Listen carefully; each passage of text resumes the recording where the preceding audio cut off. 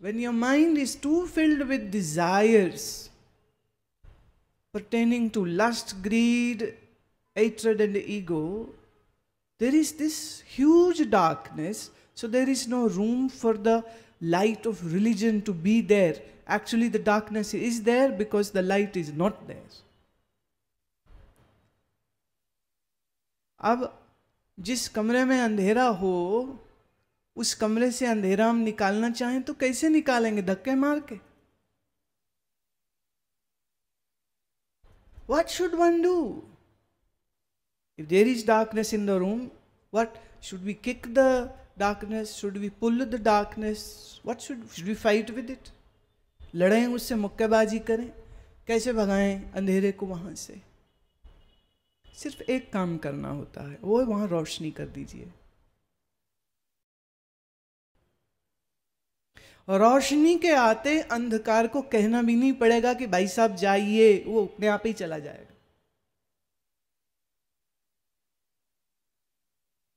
The mind which has illumination of pure knowledge, in that mind there is no room for darkness. So, no room for lust and greed. So, if you have lust and greed, then know it, that your mind is too filled with darkness. And you need a Sadguru who can light the lamp of knowledge in your mind.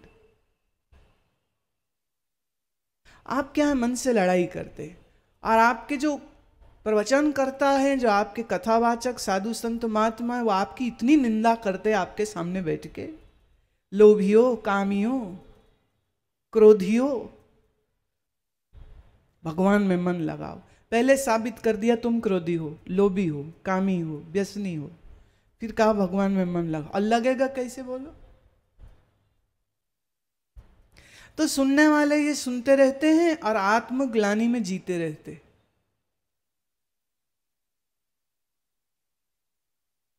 It is so easy to put anybody down.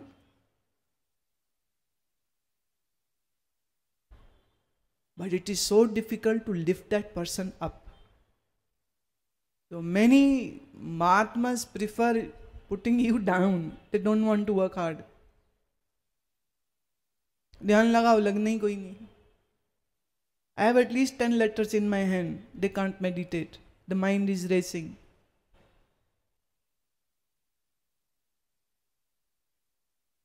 भाई, जिस मन में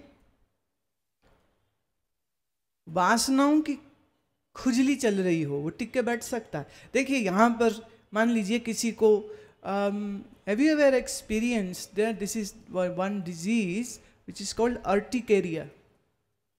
urticaria को हिंदी में हम छपाकी बोलते हैं, यहाँ क्या बोलते हैं मालूम नहीं। वैसा लाल लाल धब्बा पड़ता, बड़ी खुजली होती रहे,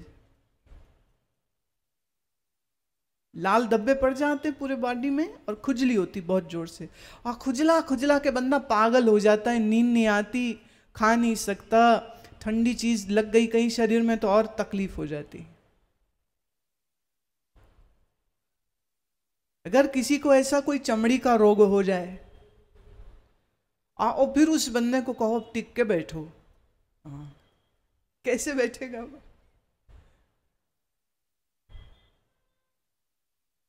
To sit in meditation, you need to remove all diseases of the mind, and the root cause of all diseases is just one, and that is your ignorance, your अज्ञानता। जब तक मन में अज्ञानता है, इस अज्ञान रूपी माता के बहुत सारे बच्चे हैं। एक लोभ है, एक क्रोध है, एक वासना है, एक हिंसा है, एक द्वेष है, एक ईर्ष्या नाम की बेटी है।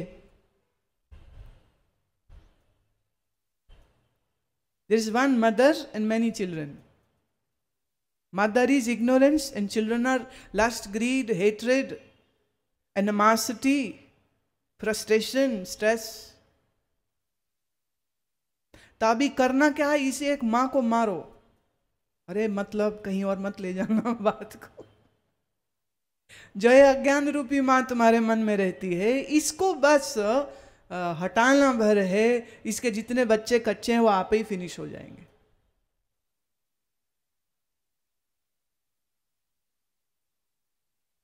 एक आदमी आयुर्वेदाचार्य के पास गया तो वो कहता है वैद्य जी दिक्कत है, मेरे आँखों में खुजली होती है और मेरे को रात को नींद नहीं आती है, गैस बहुत बनती है, डकार बहुत आते हैं, जी बड़ा मिचलाता है, उल्टी जैसा होता है, घबराहट भी होती है, आँखों में बड़ी खुजली रहती है, सारा समय खुजलाता रहता हूँ, चमड़ी में फुंसियाँ निकल आई हैं।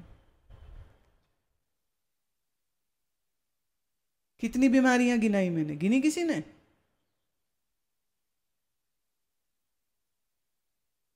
अभी देखिए वैद्य जी ने क्या उत्तर दिया। वैद्य जी ने गंधर्व हरितकी की पुड़िया बांधी 10 और वो पुड़िया कही कि बेटा रोज सुबह खाली पेट इसको तुम खा लेना गुनगुने पानी के साथ।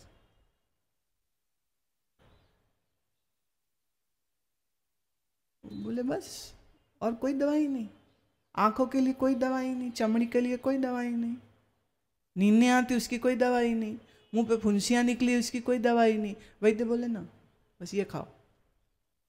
कारण जब आपके आंतों में मल रहता है, जब आप लंबे देर तक कब्ज की शिकायत में रहेंगे तो इस एक कब्ज से 100 बीमारियां निकलती। तो जो कुशल वैद्य है वो रूट को पकड़ता है, जड़ को पकड़ता है। इस सब की जड़ क्या है? बोले इसका पेट। गंधर्व हरित की एक फार्मूला होता है जिसमें कैस्टर ऑयल और गंधर्व माने हरित की जो है, हरड़ जो है उसको बनाया जाता है, उसका प्रोसीजर है, प्रक्रिया।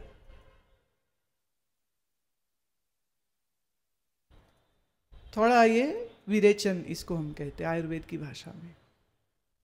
चौथे दिन में आँख की खुजली चली गई, छठे दिन में नींद सही हो गई, 10वें दिन तक आते आते वो जो बर्पिंग हो रही थी, डकार चलते, तुम बड़ी कष्टदायी होती। पेट में इतना वायु होता है, एक के घर में सिलेंडर खत्म हो गया। गैस आजकल वैसे भी लिमिटेड मिलती है ना, तो बोले गैस खत्म हो गई, क्या करे? पतिदेव कहते मेरे पेट में इतनी 4 सिलेंडर भर ले। तो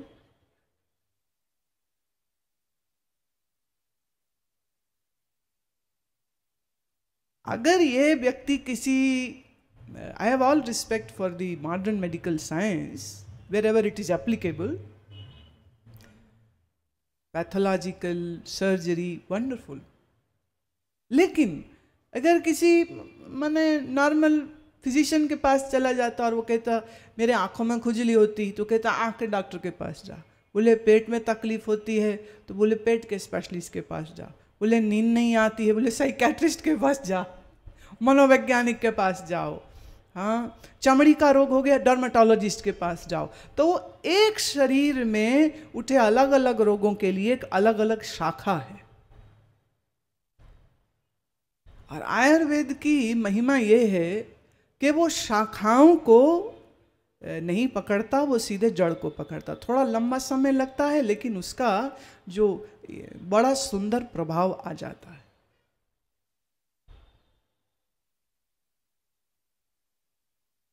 आयुर्वेद जो है ये उपनिषद का ही भाग होता है।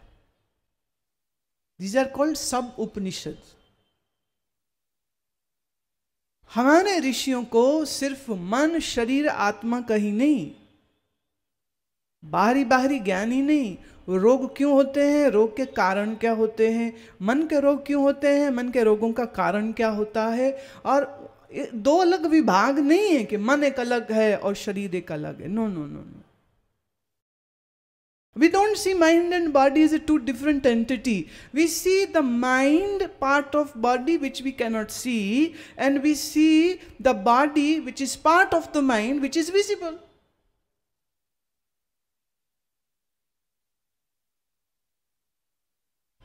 जब आपके मन में अधिक तनाव होता है, किसी वजह से होता हो, देखिए किसी वजह से होता हो, ये तनाव आपके शरीर में कुछ एक ऐसी रसायनों को स्रावित करता है जो जहर है,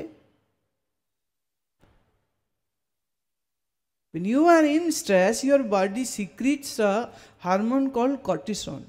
It goes in the blood goes in all body organs, and it gives stress to all body organs.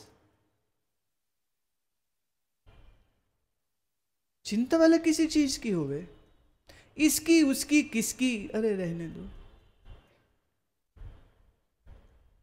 देखिए किसी की शादी ना हो तो वो पूछते हैं शादी नहीं होती। मैं एक ज्योतिषी के पास एक आदमी गया, ये तो जरा मेरा महाराज हाथ देखिए, मेरी कुंडली देखिए, पत्रिका देखिए, मेरी शादी क्यों नहीं हो रही। पंडित जी ने पत्री देखी, अच्छे से देखी, आधा घंटा लगाया देखने में, फिर हंस के बोले, अरे पगले तेरे कुंडली में, तेरी पत्रिका में तो सुख ही सुख लिखा है, इसीलिए नहीं हो रही। अगर तेरे सप्तम घर में कोई बैठा होता, कोई राहु केतु बैठा होता, कोई शनि आए होते तो जरूर शादी होती। अरे पगले तेरी तो कुंडली बड़ी जबरदस्त है, सुख ही सुख है इस जीवन में। जिसका नहीं हो रहा है वो रोता है, जिसका हो जाए तो रोज झगड़ा हो जावे तो भी रोता है। ये सबका नहीं होता, किसी किसी का होता है, वो किसी किसी का परसेंटेज थोड़ा ज्यादा है।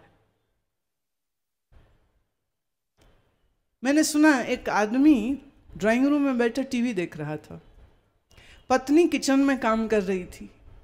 किचन में काम करती पत्नी को आवाज आई, अबे अबे अबे बेवकूफ, घोड़े से मत उतर, घोड़े से मत उतर। फिर आवाज आई, अरे अरे अरे ये हार मत ले मत ले। पत्नी ने अंदर से आवाज दी, अरे क्या देख रहे हो, ऐसा भयंकर क्या देख रहे हो? बोले अपने शादी का डीवीडी देख रहा। घोड़ी से नहीं उतरता तो वरमाला ना होती, वरमाला ना होती तो फेरे ना होते, फेरे ना होते तो यह मुसीबत घर ना आती। माँ बाप को घर से आउट कर दिया, बुढ़े माँ बाप नहीं चाहिए। कोई परेशान शादी हो गई, कोई परेशान शादी होती नहीं, कोई परेशान बच्चे नहीं होते, कोई परेशान कि बच्चे कहना नहीं मानते।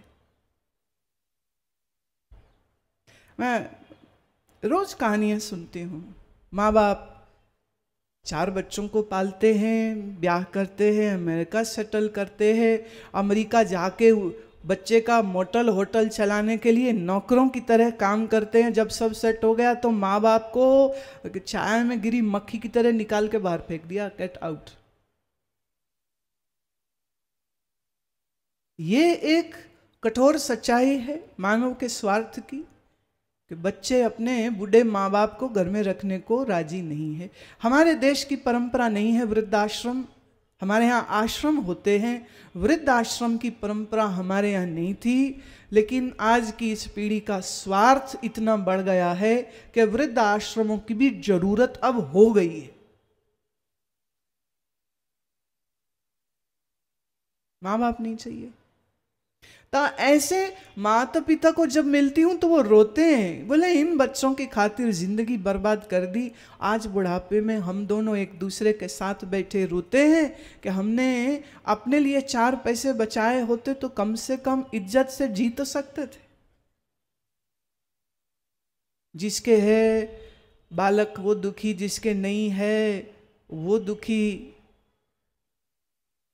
अब ये जो दुख है, ये दुख आपके मन में होता है, पर मन में आया दुख शरीर को प्रभावित करता है, तो शरीर में डिप्रेशन, मन का निकला शरीर में आया तो लो ब्लड प्रेशर हो जाता है, heart sinking, palpitations, sweating, insomnia. These are all diseases which travel from your mind to the body. The stress of the mind has made the body diseased. Doctor will treat the body, but I will treat the mind. फर्क देखिए, doctor गोली देगा BP कम करने की, doctor गोली देगा heart को strengthen करने की, लेकिन चिंता का कारण जब तक बना रहेगा क्या करोगे भाई?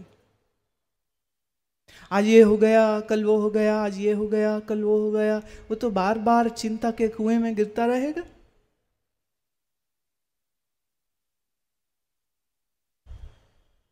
This is a difficult part.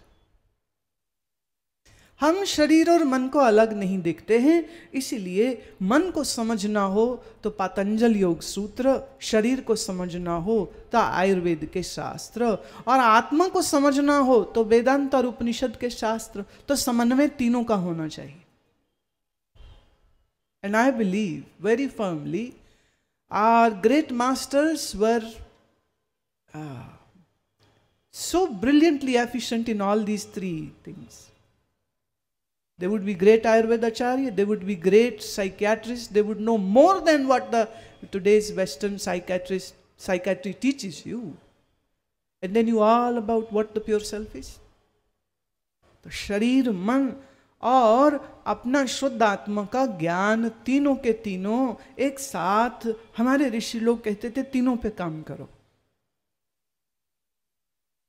इसलिए भगवत गीता युक्ति पूर्वक जीने के लिए भी कहती है, और मन से रोगों को मुक्त करने के लिए मन को ज्ञान मार्ग में ले जाने की बात कहती है। और ज्ञान मार्ग में जाएगा वही जिसका मन शांत है। तो मन शांत करने के लिए वो ध्यान की बात करते हैं। ध्यान करेगा वो जिसके मन में राग द्वेष नहीं है। तो विषय वासना और राग द्वेष से बाहर आइए, इसकी बात भी गीता हमको कहती, उपनिषद सब कहते, वाणी यही कहती, गुरु ग्रंथ साहब की वाणी यही कहती, सूफियों की वाणी भी यही कहती, कबीर साहब की वाणी, दादू दयाल, रज्जब, चरणदास, सहजोबाई, सबकी भाषा बोली भले अलग हो, मैसेज एक है। Take care of your mind. काहे मेरे बच्चे मेरे बच्चे मेरे बच्चे मेरे बच्चे, गहरी नींद में बच्चे याद रहते क्या? बोलो।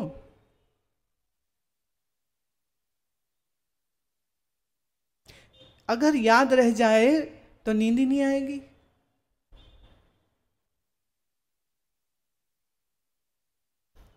In deep sleep, every night you forget everything about your world and you are so peaceful.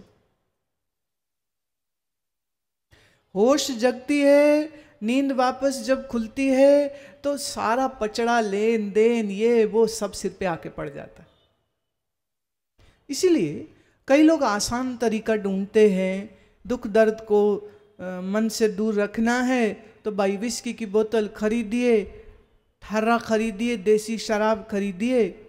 Gujarat में तो शराब बंदी है, लेकिन ये आप सब जानते ही हैं, मैं भी जानती हूँ कि पीने वाले कुछ कुछ जुगाड़ तो करते ही हैं, नहीं करते? थोड़ी महंगी बिकती, बस ये है, जरा सी मुश्किल से आती, थोड़ा ये। सरकार तो बड़ी कोशिश करती, बट सरकार के कानून लाने से शराब की आदत नहीं छूट जाती है। वो पीने वालों की मजबूरी देखिए, उनको चाहिए था सुख चैन, पैसा है चैन नहीं है, बीवी है चैन नहीं है, बच्चे हैं चैन नहीं, मकान है चैन नहीं है, और सब कुछ होने के बाद इस बेचैनी को दूर करने के लिए फिर उन्हें शराब का सहारा लेना पड़ता है। उनकी मजबूरी है, मैं ये कह रही हूं। शराब पीता है, अपना लिवर बिगाड़ता है, स्वास्थ्य बिगाड़ता है, पर सोचता है मेरे को अच्छा लग रहा है। नशे में कुछ देर के लिए ये मस्तिष्क थोड़ा सुन्न पड़ जाता है। The liquor affects your prefrontal brain, where all the active thinking, decision making is happening. Hence, as long as you are under the stupor, you are not in a position to think about anything. आप देख लीजिए, जितने जितने देशों में पैसा बढ़ता जाता है, उन्हीं उन्हीं देशों में शराब की बिक्री बढ़ती जाती है। क्यों? पैसे के लिए मारा मारी करी, पैसा आ गया भाई चैन से जी ले, अब ना ना ना, ज्यादा बेचैन हो जाते।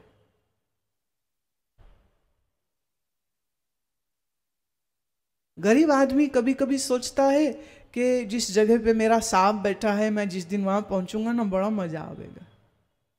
फिर 20-25 साल एड़ियाँ रगड़ते रगड़ते पहुंच गया। फाइनली वहाँ आकर के पता चलता है ना स्वास्थ्य रहा, ना चैन रहा, नींद गई, सेहत गई, और उसके नौकर उसके सामने सड़क पे खराटे मार के सो रहे होते हैं और उसको अपने गद्देदार एयर कंडीशन रूम में भी नींद नहीं आ रही होती। फिर उसे याद आते पुराने दिन।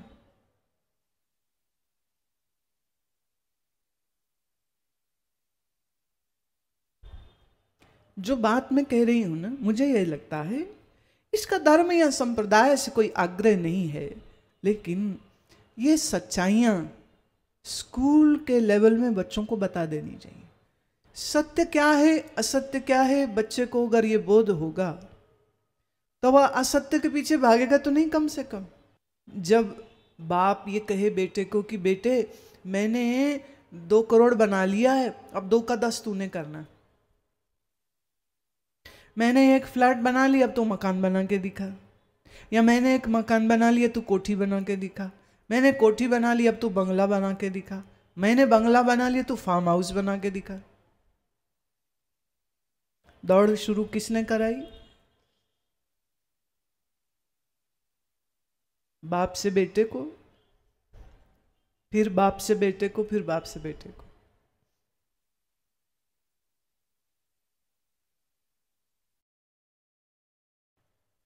इतनी बुद्धि जब होवे तो आदमी गलत निर्णय जीवन में लेता नहीं। लेकिन मुश्किल ये है, बुद्धि मुश्किल से मिलती है, इसलिए सही निर्णय करना और भी कठिन पड़ जाता है। जिस मन में चिंताओं ने घर कर रखा हो, उस मन में राम नाम सुमिरन चलेगा कैसे भाई? नहीं चल सकता। चक्कर क्या है, तुम्हारा अहंकार बहुत बड़ा है। तुम सारा समय ना मैं करते हो। मैं कर लूंगा, मैं करके दिखाऊंगा, मैं कर लूंगा, मैं करके दिखाऊंगा। दूसरे को नीचा करके दिखाऊंगा, अपने आप को ऊंचा करके दिखाऊंगा। अब ये मैं के चक्कर में होता क्या है, सारी चिंता तुम्हारे सर में आ जाती। थोड़ा सा इसको यूं देखिए, एक वक्त वो भी दुकान पे जाता है, काम करता है, लेकिन उसके चित्त में यह बात स्पष्ट है, एक, सब कुछ का मालिक प्रभु है। 2, मैं अपनी शक्ति अनुसार कर्म कर सकता हूं, लेकिन उसका नफा होगा नुकसान होगा ये मुझे कैसे खबर हो सकती। 3, मेरे मन का सुख, मेरे मन की शांति मेरे अपने भीतर से मिलेगी मुझे, और वो मुझे लेनी आती है अगर, तो मैं चीजों के पीछे भागूंगा क्यों फिर?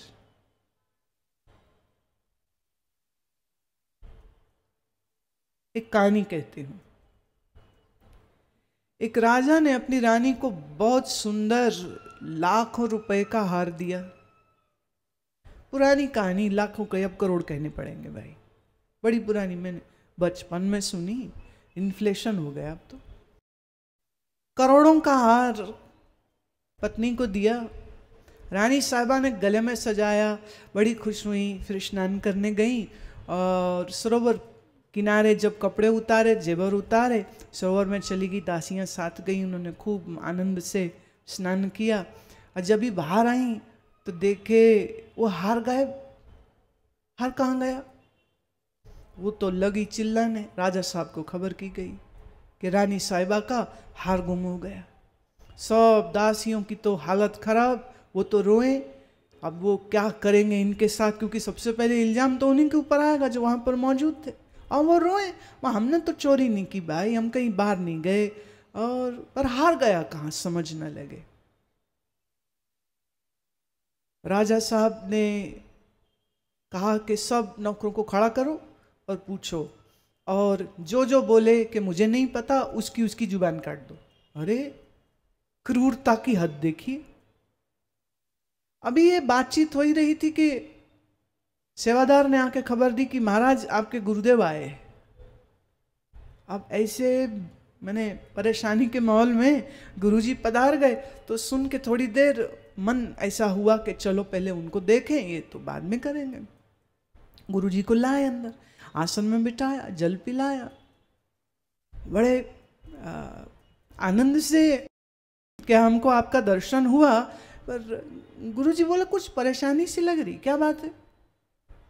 तरानी रो रही थी, बोली मेरा इतना करोड़ों का हार था, पता नहीं किसने चोरी कर लिया, मैं स्नान करने गई और बस चोरी हो गया। हमने कितने गोताखोर बुलाए, वो कब से गोता लगा लगा के सरोवर में देख रहे हैं, मिल ही नहीं रहा है, मिल ही नहीं रहा है, क्या करें? मेरे पति ने इतने प्यार से दिया था। गुरुजी बोले जरा मुझे लेके चलो, मैं देखूं कहाँ कहाँ ये वारदात हुई। चलिए, गए बाहर, देखा उन्होंने सब, आधे घंटे घूमे शांत भाव से, और फिर बोले हार तो यही है। अब उन्हें लगा गुरुजी का अंतर्यामी है ना, उनको सब दिख जाता है, क्या मालूम, खबर हो गई उनको, तो वो एक तसल्ली हो गई, जी गुरुजी यही है। अच्छा यही कहाँ है? बोले इसी सरोवर में। बोले है इसी सरोवर में? सुबह से लेके शाम तक गोताखोरों ने चक्कर काट लिए, सब देख लिया, सब ढूंढ लिया, कुछ नहीं मिला, कुछ नहीं मिला। आप कैसे कह रहे हैं यहीं पे है? कह रहे देखो हार जहाँ है ना, वहां से तो बच्चा भी ले आएगा, गोताखोरों की तो जरूरत ही नहीं। ऐसा कैसे? अब तो बड़े सब बेचैन लगे होने के, अब आप तरसाइए मत, बता भी दीजिए ना कहाँ है। उन्होंने अंगुली उठाई करे, वो देखो पेड़ पे लटका हुआ। कौवे ने कुछ खाने की चीज समझ के झपट्टा मारा होगा, वो हार ले गया। अब ये हार, हीरो के हार जैसी बेकार चीज कौओं के काम की थोड़ा ना है, वो गले में डालेगा, कहाँ कहाँ करेगा, वहीं छोड़ दी। हार तो कहीं गया नहीं, तो वहीं पेड़ पे लटक रहा। ढूंढ रहे थे सरोवर में, वहां वो था ही नहीं, था वो पेड़ में, वहां किसी की नजर गई नहीं। तो जहां किसी की नजर नहीं जाती ना, गुरु जी की नजर वहीं चली जाती। इसलिए तो गुरु गुरु है। नहीं, आप क्या ढूंढ रहे हैं? जिंदगी में कुछ ढूंढ रहे हैं? Are you searching for something in your life? हाँ कि ना? Everybody is searching for something. But you know what? Irrespective of things or products or objects, you just need one thing from all those things, and that is joy.